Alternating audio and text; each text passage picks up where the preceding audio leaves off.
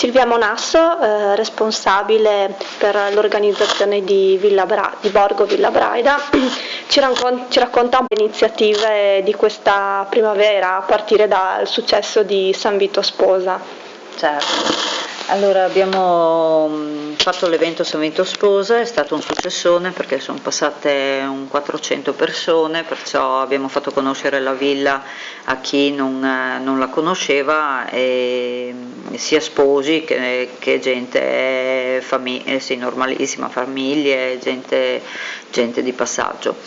E adesso, con l'occasione della primavera, sabato facciamo la festa di primavera che la abbiniamo al compleanno di Borgo Villa Braida, che facciamo un anno di attività, facendo conoscere, aperto il ristorante, facendo conoscere il ristorante e il buffet sopra dopo la musica, e offriamo la torta col prosecco.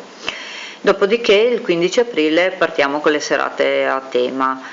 Ci sarà la serata dei carciofi e dopo proseguiremo con le cose stagionali.